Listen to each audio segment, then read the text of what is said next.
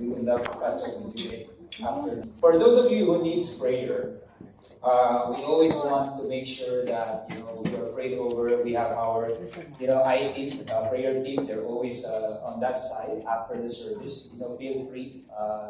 If somebody will pray for you. The Bible says, "The prayer of the righteous availeth much." Okay.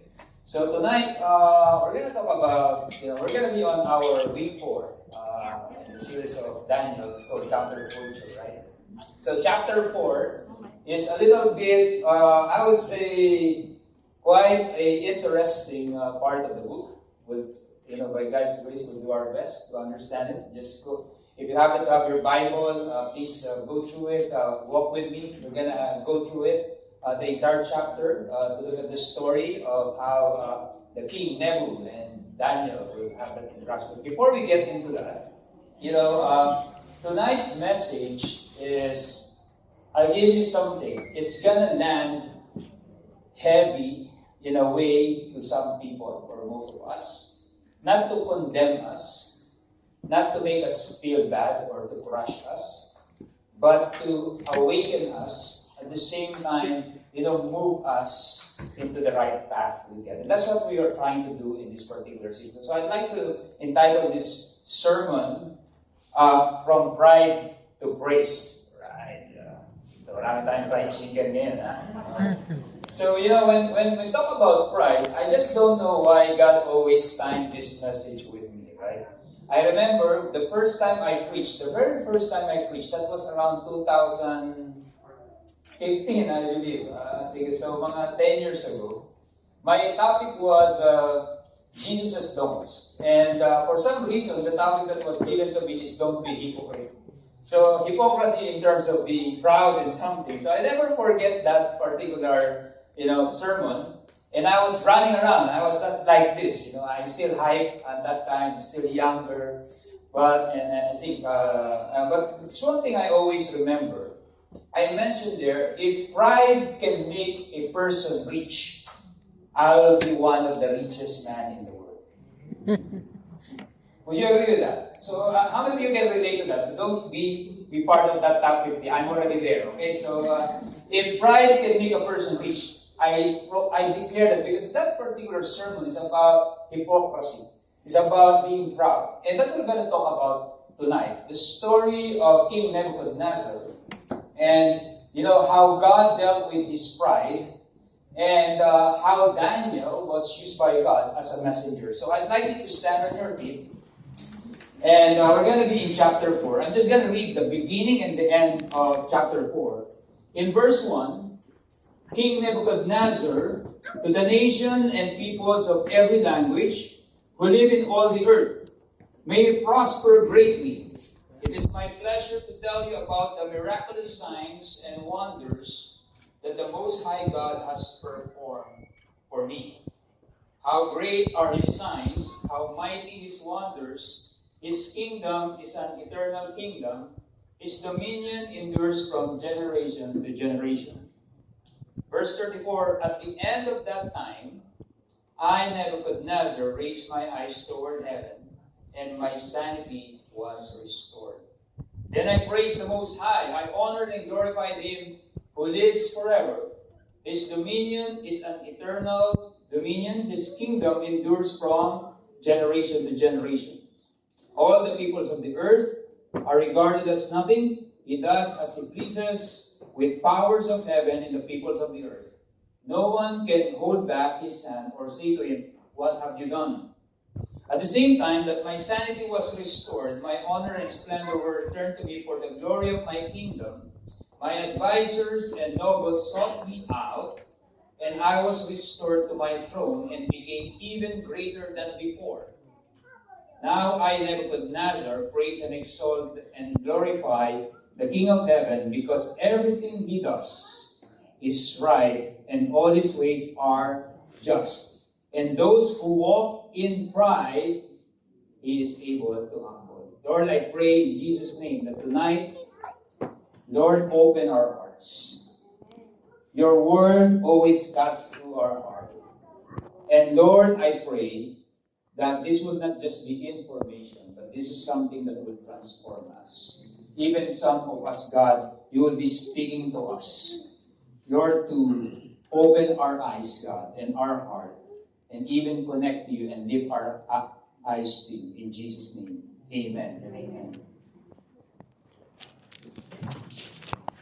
Start by saying, the Bible says that God opposes the proud and gives grace to the humble. You know that, right? You will be on the opposing side of God. If you want to be the versus God, all you have to do is secret formula, be proud. Because God opposes the proud and gives grace to the humble. And He also says in Proverbs that after pride, destruction will happen to you. And that's not something that I just said, it's the Word of God. And this is what we're going to look at. You know, remember, we're already in chapter 4 of Daniel. And in chapter 1, there's an introduction of Daniel and his friends.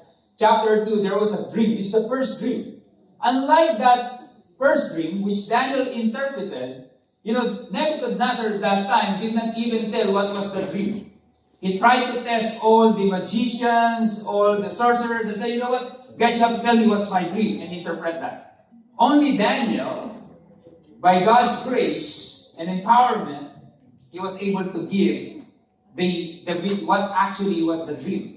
But this particular dream, after, you know, Nebuchadnezzar, you know, put up his own statue and, you know, asked or ordered everybody to worship his image, which the three friends of Daniel did not do.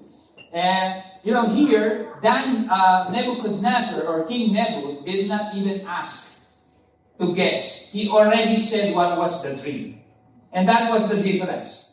But here's the thing. Because of his pride, is sandwiched there. If you imagine, have you watched a movie where the ending is the beginning? Right? Here, if you look at chapter 4, it started by Nebuchadnezzar starting with the ending. In other words, the succeeding verses is what happened, why he has said it. Look at this. Verse 1 to 3.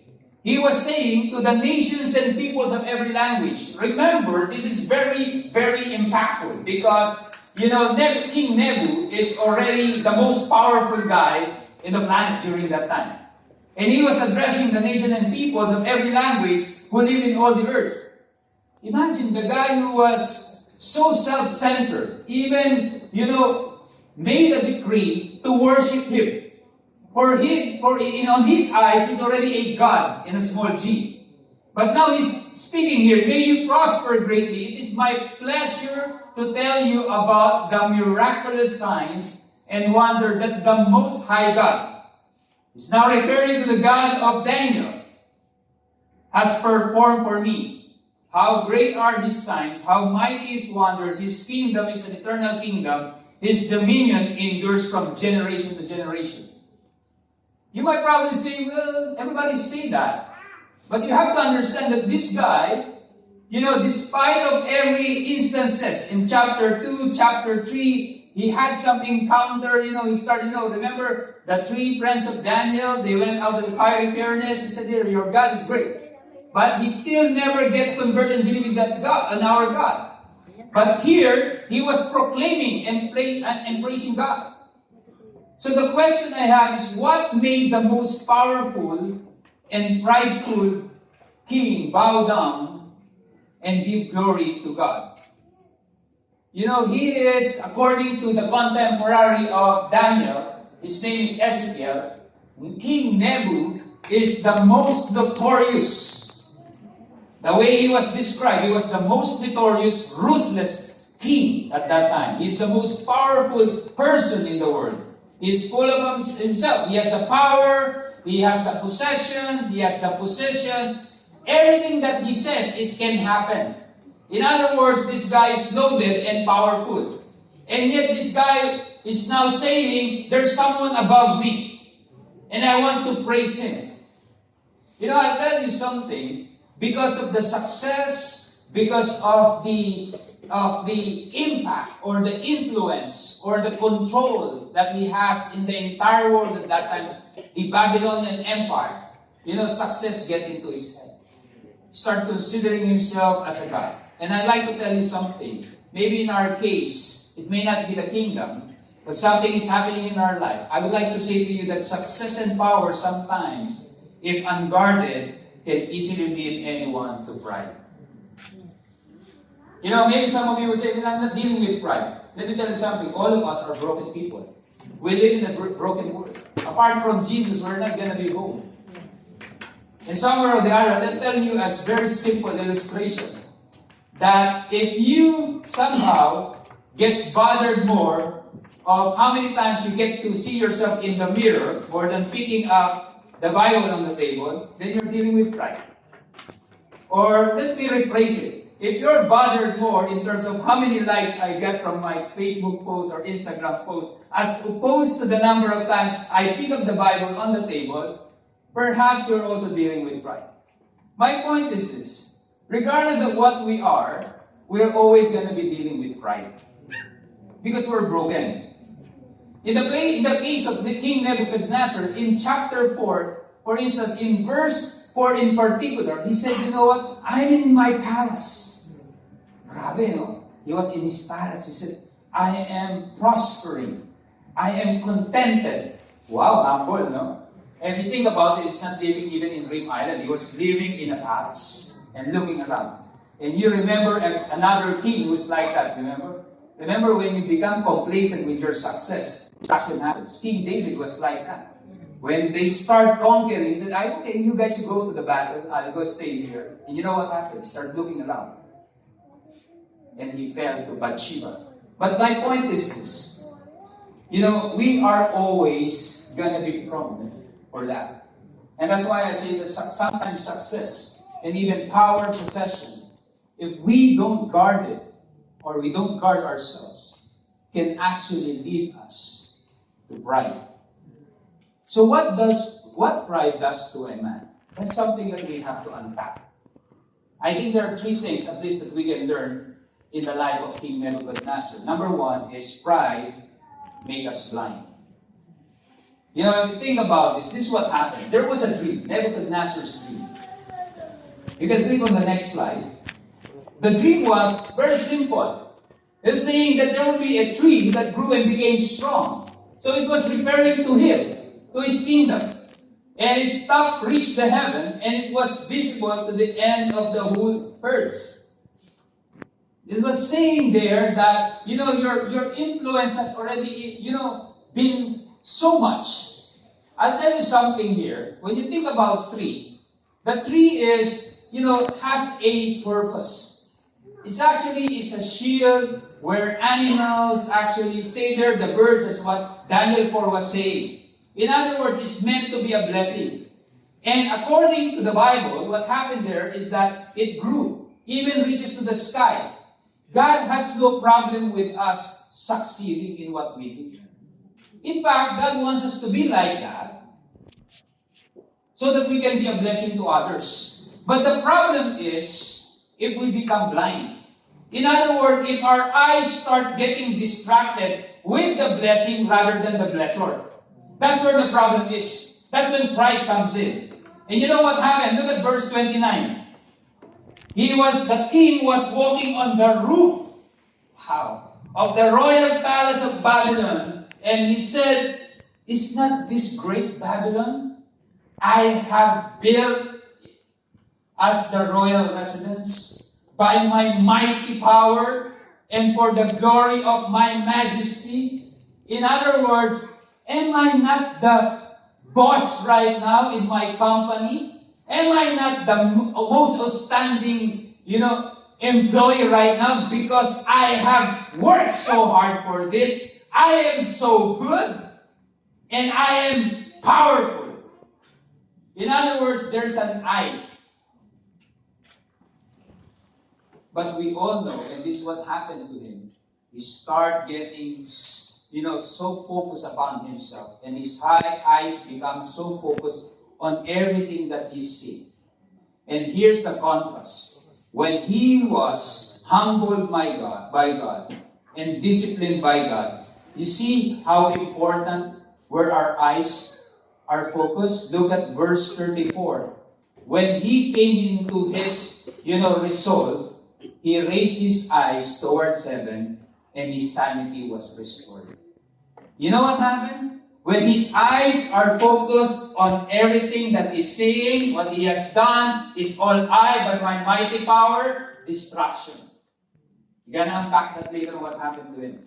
But when he shifted and looked up and raised up his eyes towards the blessor, there was a restoration.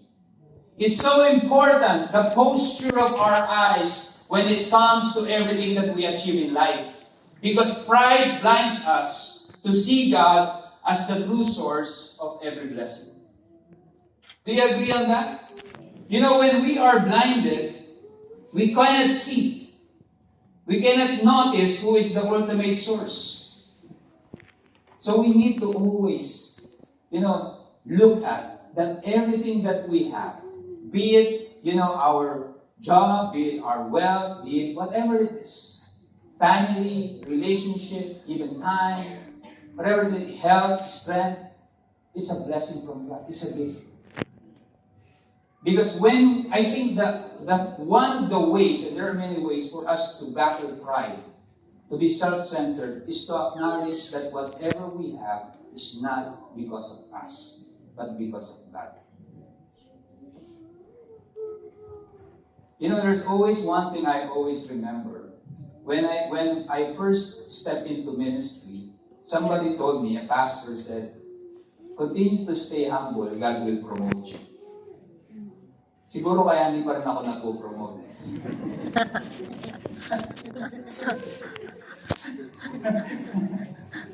Anyway, what I'm saying, there's a wisdom behind that advice, right? When you humble yourself before God, He will exalt you.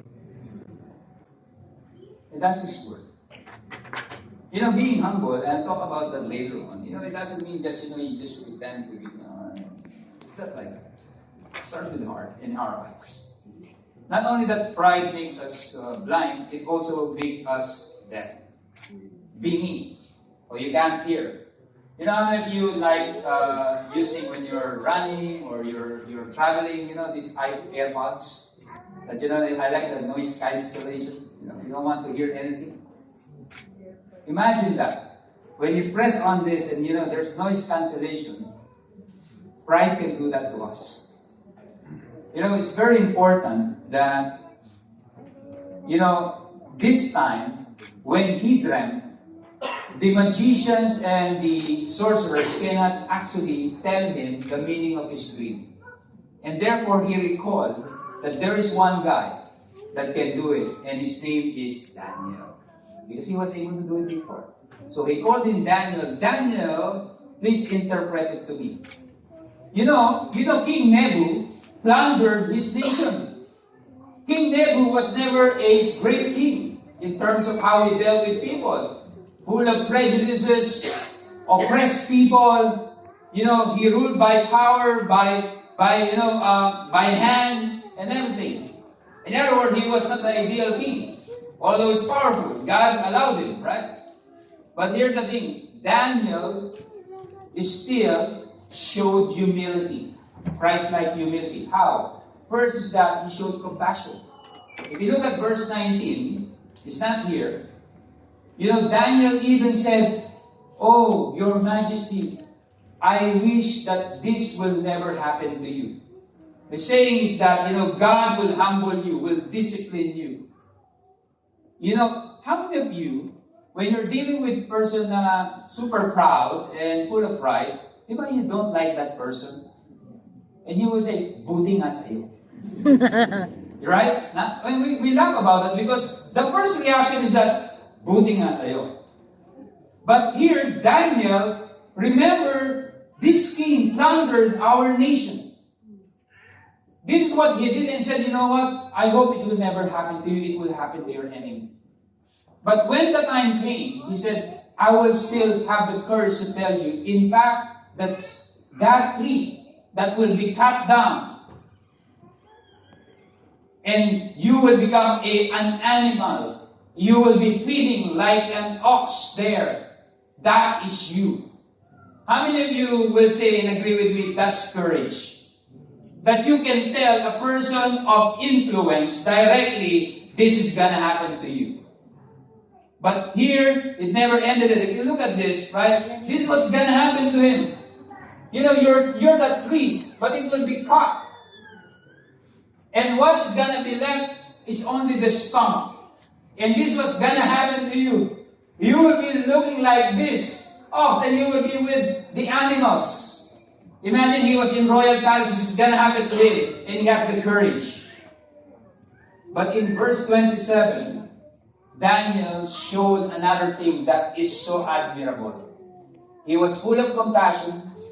He was courageous. And yet he gave godly counsel. He said, "Therefore, O king, let my counsel be acceptable to you. Break up your sins by practicing what? Righteousness. And your iniquities by showing mercy to the oppressed, that there may perhaps be lengthening of your prosperity." You know, think about this for a moment.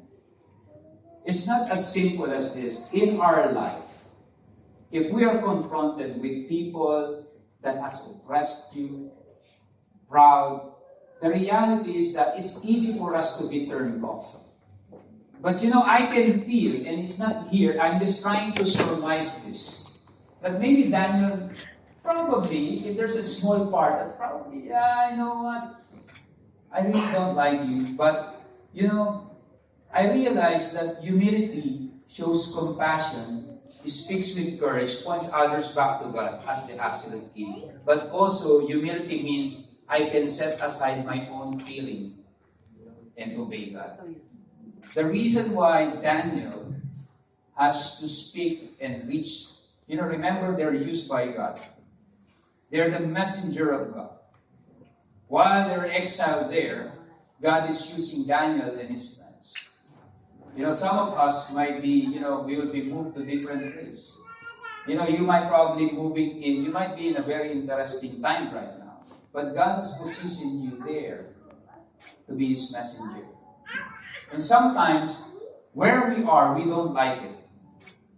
But looking at the story of Daniel, when we have the godly humility, I feel that, you know, sometimes that can help us to set aside our own prejudices and, you know, even our own feelings. Because what matters most is our obedience to God.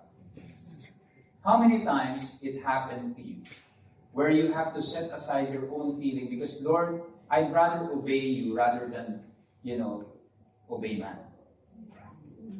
Because I fear you more than I fear this person. Or that I fear you more than the hurt, more than, you know, whatever it is, how you describe it, of doing it. Even if I don't like doing it, I will do it because I fear you. You know, remember, after this message by Daniel, you know, it could have been better if King Nebu, would have already listened. You know, there was already a warning from God. This can happen to you. But if you repent, if there's a way out, you just repent. You know what happened? Look at verse 29. He waited for 12 months. In other words, 12 months later, he did not listen. He still ignored the warnings. If you look at chapter 2, chapter 3, like last week, right? You know, the friends of Daniel already saw what the God of Daniel can do. And yet, he ignored the warnings. I don't know about you, but if you are in a particular situation right now, just be honest with you, between you and God. If you are in a situation where you feel that for some reason, you're already getting warnings from God through His Word, when you're having your devotion, or maybe through people that you're doing to a small group, or something like that, you feel that God is already giving you a message to turn away from something, and yet you're ignoring it. But through this message, I hope that there's something that you're going to do something different. This poor King Nebuchadnezzar received the warning and the message so clear from Daniel, and yet he ignored it. It's like, I want to say that, sometimes pride paralyzes our ability to hear the voice of God, no matter how clear it is. Remember that noise cancellation? You know, when we have pride, I'll tell you something. I was trying to make out of this. When you know, King Nebu is cool, right? So when we are successful, when we are having good possession, we have good power, you know, everything is falling on our side. You know, the first thing that success, if unguarded, what it does is it hits our heart. It hardens our heart. Because when our heart is hardened, that's when pride starts coming. And when our heart is hardened, that's the time that is very difficult to hear from God. Have you experienced that? That you feel like, you know, God, I cannot hear you. Because even if you do everything, if your heart is not right, because that's what the first thing that will be hit by pride is our heart. When our heart is hardened, that's the time that we fail and we struggle to hear from God. Because it's everything that, you know, we just look upon are the things that we enjoy right now. The success and everything. So finally, not only that pride, you know, make us blind, make us deaf, but it also makes us enthrone ourselves. In other words, you know, I am the great. I am. Not the God is the great I am the great. Imagine, you know, Nebuchadnezzar in chapter 4, in verse 4, he says, I was at home in my palace, contented and prosperous. Then in verse 29 and 30, he was there walking on the roof. And he said, I have built everything. In other words, he feels that he's full of himself, right? Instead of God being the great I am, it's like he's labeling himself, I am the greatest. You know, let me tell you something. Pride dethrones God and enthrones self. You know, remember how this person is so full of himself is that to the extent that he even built an image of him in chapter 3. And that image, he commanded everybody to worship. Bow down. And you know what happened? Sometimes you might think about it, but you know, we wrote this long time ago, right? But would you agree with me that sometimes we may not have our own, you know, image like Nebuchadnezzar, but in a way we're building our own image. We're worshiping our own self.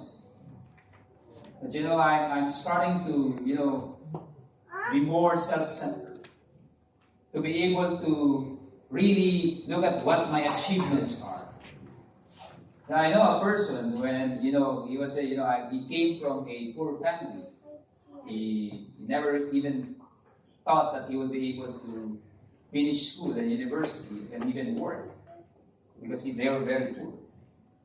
But he worked his way up. Working, studying in the morning, or working at night, and always consider himself, when he started applying for a job, I'm a self-made guy. And because of that, he always get the position. And to be fair to this guy, he always excelled because of his background. But that only fuels that pride of, idolatry and saying, I can do everything. Saying that, I'm a self-made guy. That idea of self-made became his identity, his selling point. Every time he talks to people, I'm self-made because I was a working student, nobody supported me, and so on and so on. In other words, it's all about me. By my might, by my power, nobody's like that, right? Here. Every nation of Abu Dhabi, no one, right? I said, no, that's me. Maybe that's the person beside you, right? Right? So, ikaw pa rin yun. Kasi pag tinignan ka ng katabi mo, ikaw rin yun. So, everybody, right? Anyway, so my point is this, right? There's something that happens to us when we start looking at ourselves. And we may not probably have the same image, but in some respect, we're building our own image. That, we create a branding. And don't get me wrong, I used to be in corporate world. And it's also something about building your identity and your image. You're building up your profile, and that's okay. But never forget the first thing, don't be deaf, Don't be self-centered. I just do it for the glory. And it's only you and God will know that, not me. I'm not here to judge you. But I'm just saying that the posture of our heart is very important. And that's where it becomes tricky as a salt and light in the marketplace. King Nebu built an image. But I hope that we don't build an image for ourselves. We build image for God. Our work is a testimony. Our accomplishment is a testimony of who God is in our life. And you know what happened? Because of that, obviously verse 33,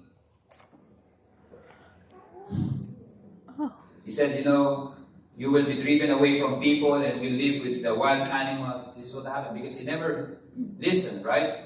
He said, continue to be full of himself. You will eat grass like the ox. 7 times will pass by for you until you acknowledge that the Most High is sovereign over all kingdoms on earth and gives them to anyone he wishes.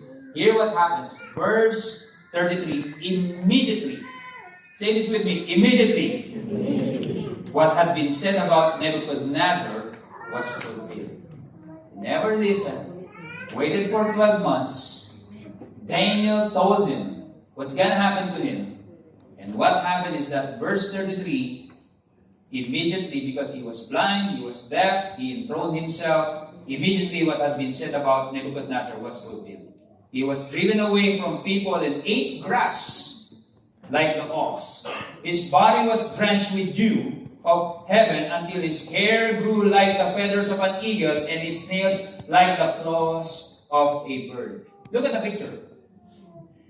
In other words, pagka proud ka at kulang ka ng pride, nakakapangit, di ba?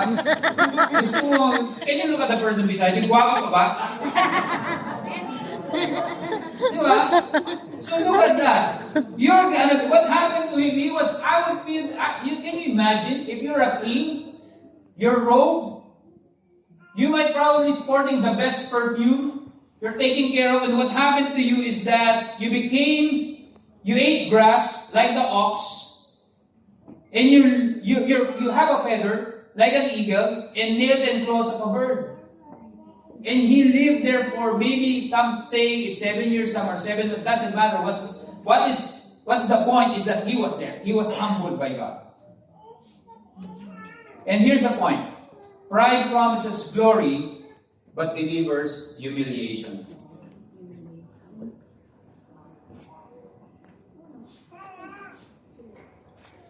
He was humiliated. May kasabihan, back in the Philippines, everybody are Filipinos here, right? Pag lumagapak, ramdam na ramdam, di ba? There's always a saying, sometimes, the old saying of our elders, sometimes it's biblical, right? Yes. Pag sabi ng mga matatanda, pag lumagapak, pag mayabang ka, pag lumagapak ka, sabi niya, ramdam na ramdam mo. So this is what happened. But here's the thing. Right now, it happened to him. Remember pride versus humility. There's a choice and decision we have to make. God opposes the proud and gives grace to the humble. What happened to Nebuchadnezzar? And this is where who God is came into the picture. Despite of who he is, despite of being prideful, he did something that changed everything. Verse 34. Nebuchadnezzar lifted his eyes to heaven. In other words, give glory to God, repented, and my reason returned to me, and I bless the Most High and praise and honor him who lives forever. In other words, he was brought low because of pride, but he was lifted up when he looked up. For some of us who might be in this situation, there's a way out. It's for us to acknowledge that we are there. We have to look up and give praise to him and extol him. And you know what happened? Verse 36. At the same time, my sanity was restored. My honor and splendor were returned to me. Imagine, this is the God that we worship. The God who gives us multiple chances. Because when we remove pride, pride is like saying, Lord, I don't need you. I can do it. But when we say, Lord, I need you, I want to look up to you, this is what happened. Sanity was gone. And here's the thing, I was restored to my throne and became even greater than before. Can you repeat this with me? Even greater than before. You know, when pride brings you low, only humility before God can lift you up again. In other words, maybe something happened in the past. It doesn't matter. When you repent and we have a God who's gracious, who restores, who loves us, He can do it. And that's why King Nebuchadnezzar, towards the end, was able to conclude this and say, those who walk in pride, He is able to humble. Those who walk in pride, God is able to humble. When we start raising our eyes towards God and asking for forgiveness, not only that He forgives us, He restores us even greater. Question is, would you cling to pride or hook yourself with humility? You will probably say, well, is there a king unlike Nebuchadnezzar that doesn't have to go through that? There's one that we can model, and that is Jesus. In Philippians chapter 2, verse 6 to 8, and ask the music team to join me as I close. Paul was referring to Jesus here. Though he was God, he was referring to Jesus. He did not think of equality with God as something to cling. Instead, he gave up his divine privileges. He took the humble position of a slave and was born as a human being. When he appeared in human form, he humbled himself in obedience to God and died a criminal's death on a cross.